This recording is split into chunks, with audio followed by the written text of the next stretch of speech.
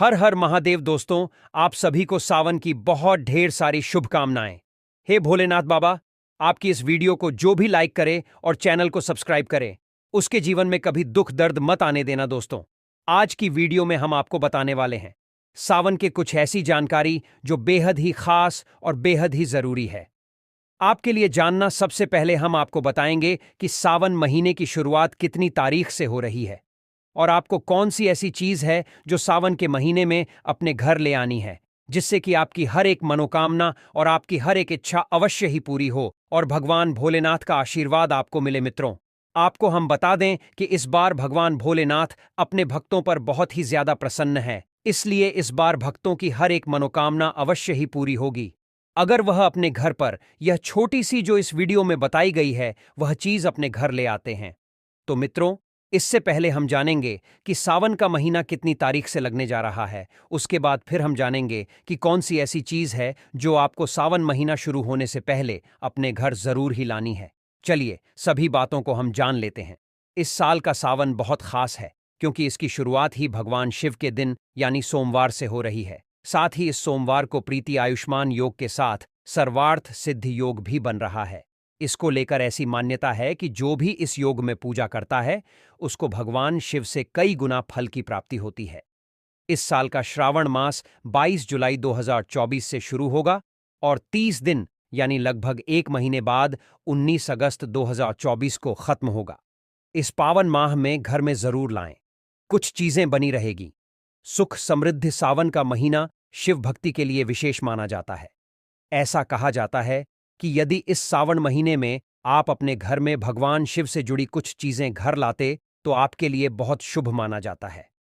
हिंदू धर्म में सावन के महीने का बहुत ही पावन महीना माना जाता है और इसका विशेष महत्व है। यह पवित्र महीना भगवान शिव की पूजा के लिए सर्वोत्तम माना जाता है और भक्त इसी महीने में शिव जी को प्रसन्न करने के उपाय करते हैं। ऐसी मान्यता है कि सावन में भगवान शिव की पूजा, भक्ति व्रत पूजा और तपस्या से मनोवांछित फलों की प्राप्ति होती है। सावन का महीना भोलेनाथ का प्रिय महीना माना जाता है। इस पूरे महीने में जो भी शिवलिंग ऊपर जल अर्पित करना है और बेलपत्र धतूरा भांग आदि चढ़ाता है उसे सभी कष्टों से मुक्ति मिल सकती है। यह भी माना जाता है कि इस माह में भगवान शिव और मां गौरी की एक साथ पूजा करने से विवाह संबंधी समस्याएं भी दूर हो सकती हैं। इसी प्रकार ज्योतिष में ऐसा मान्यता है कि यदि आप इस पूरे माह में घर में कुछ विशेष चीजें लाती हैं तो आपके घर की सदैव समृद्धि बनी रहती है। आइए से जानें उन विशेष चीजों के बारे में। मित्रों, अभी तक आपने कमेंट बॉक्स में हर हर महादेव ना लिखा हो तो जरूर ही लिख दें। साथ में आप अपनी राशि कमेंट बॉक्स में जरूर ही डाल दें, क्योंकि हम राशि से जुड़ा आपका भाग्य भी बताते हैं और भाग्य में चल रही परेशानियों को दूर करने के लिए आसान से कुछ उपाय भी बताते हैं। इसलिए कमेंट बॉक्स में हर हर महादेव अवश्य लिखें और अपनी राशि को आप कमेंट बॉक्स में जरूर ही डाल दें और चैनल को जरूर सब्सक्राइब करें। चलिए मित्रों, आगे जान लेते हैं। सावन के महीने में वास्तु व पूजा के रूप में कुछ सामानों का खरीदा जाना काफी शुभ और उपयोगी कहा जाता है। अगर आप सावन के महीने में इन चीजों सामानों को खरीदकर घर में या अपने पूजा गृह में रखते हैं तो आप पर भोलेनाथ की विशेष कृपा हो सकती है। तो अब की बार सावन 2024 के महीने में इसे आजमाएं व भगवान की कृपा पाएं। भोले बाबा का त्रिशूल। आप सभी को मालूम है कि भगवान शिव त्रिशूल धारण करते हैं।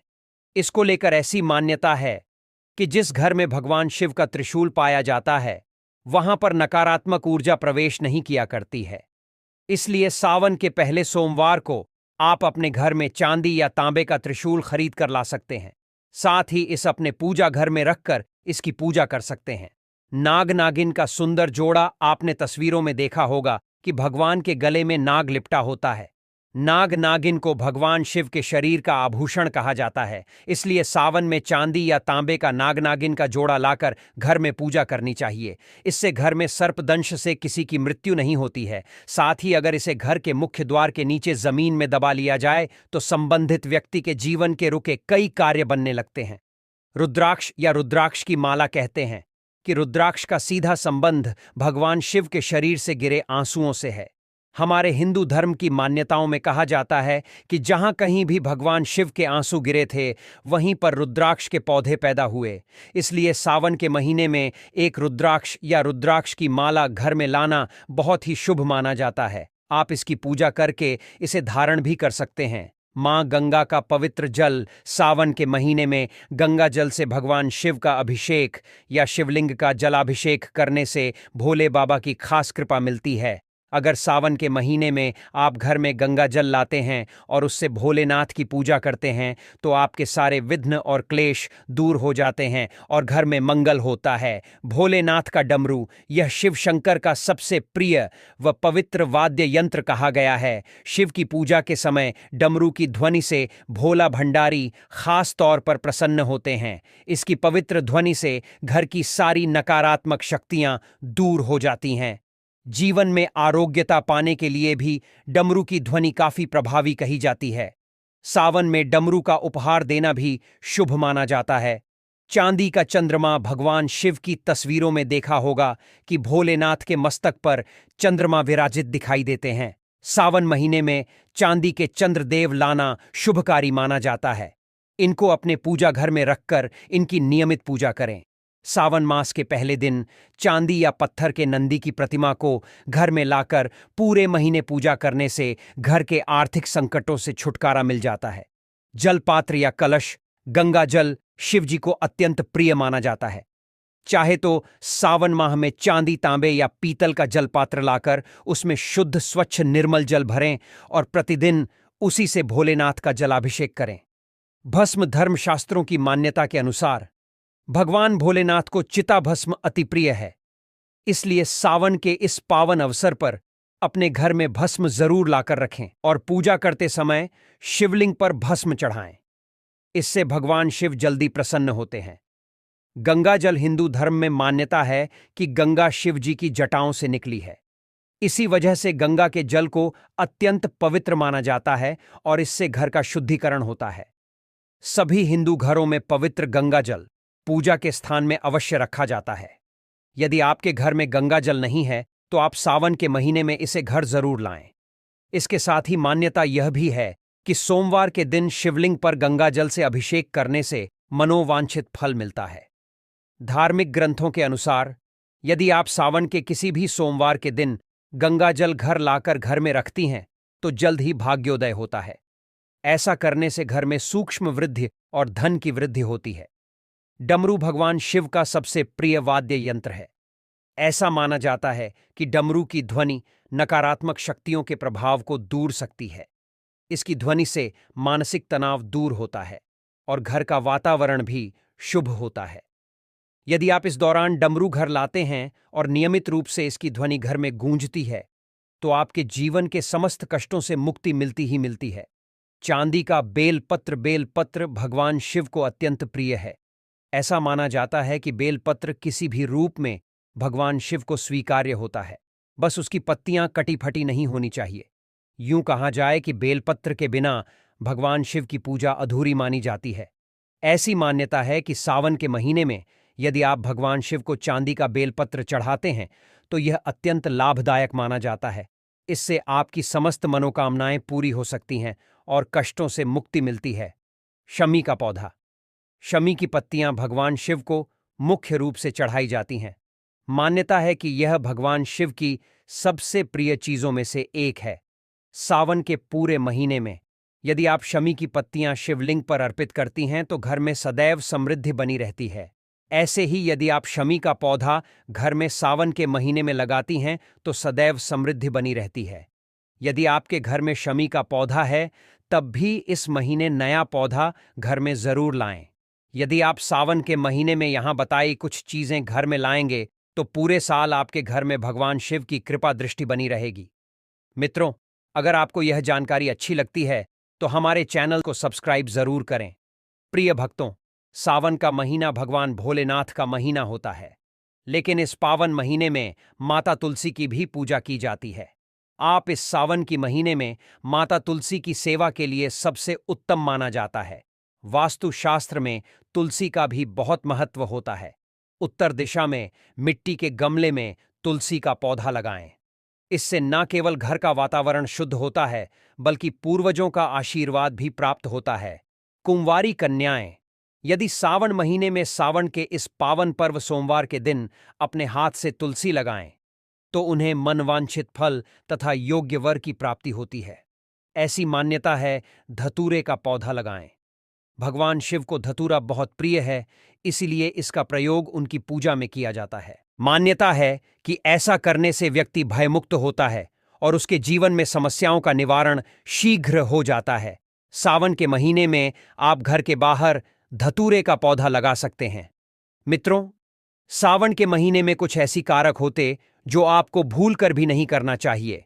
उन्हीं कार्यों के बारे में भी अब हम जान लेते हैं। मित्रों, अभी तक आपने वीडियो को लाइक ना किया हो और चैनल को सब्सक्राइब ना किया हो तो जरूर ही कर ले वीडियो को लाइक, चैनल को सब्सक्राइब और ज्यादा से ज्यादा हमारी जो माता है, बहनें होती है, उन्हें भी इस वीडियो को ज्यादा से ज्यादा शेयर करें। बेहतर सेहत के लिए शुद्ध और पौष्टिक आहार के साथ उसकी तासीर और प्रवृत्ति पर भी विशेष ध्यान देने की सलाह दी जाती है।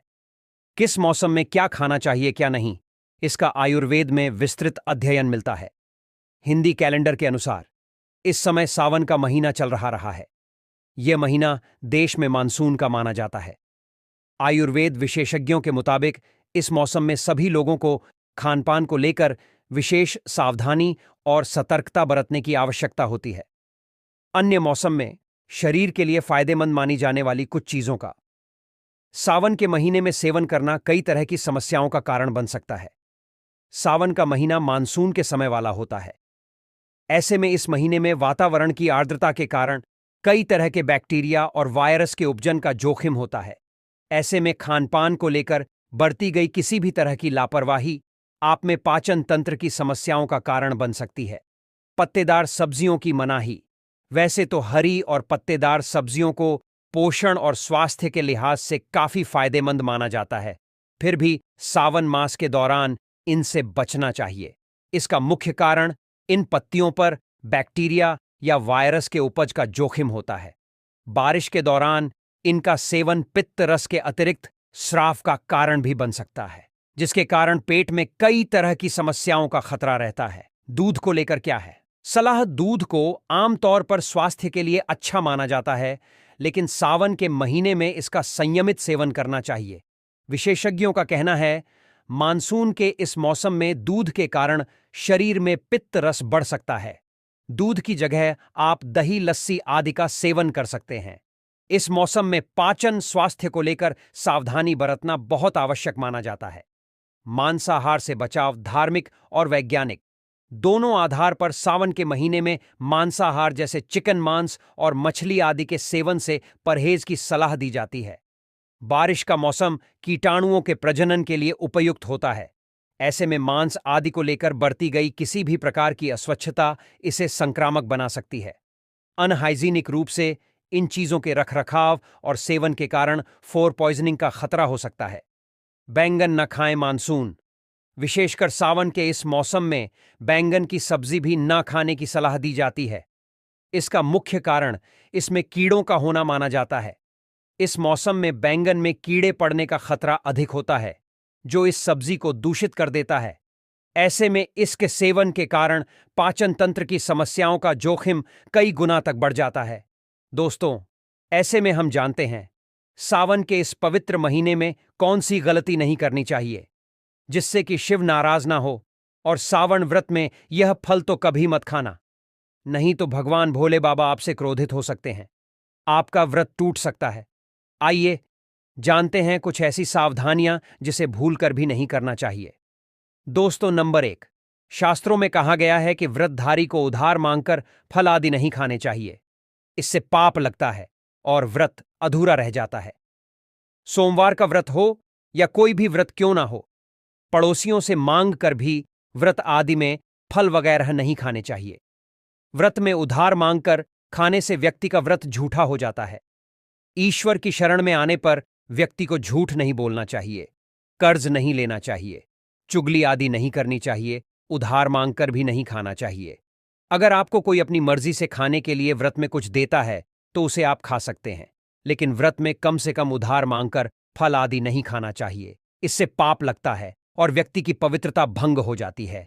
दोस्तों, नंबर 2, सोमवार का व्रत हो या सावन का व्रत, आपको नाशपत्ती नहीं खाना चाहिए। दरअसल इस फल का नाम नाश यानी नाश करने वाला होता है, इसलिए इस फल को व्रत में नहीं खाना चाहिए। व्रत आदि को छोड़कर किसी और दिन आप कभी भी खा सकते हैं, लेकिन अगर जिस दिन आपका व्रत हो उस दिन नाशपाती का सेवन नहीं करना चाहिए। भगवान को भी नाशपत्ती नहीं चढ़ना चाहिए। दोस्तों, आज की वीडियो में बस इतना ही। मिलते हैं अगली वीडियो में नई जानकारी के साथ। धन्यवाद।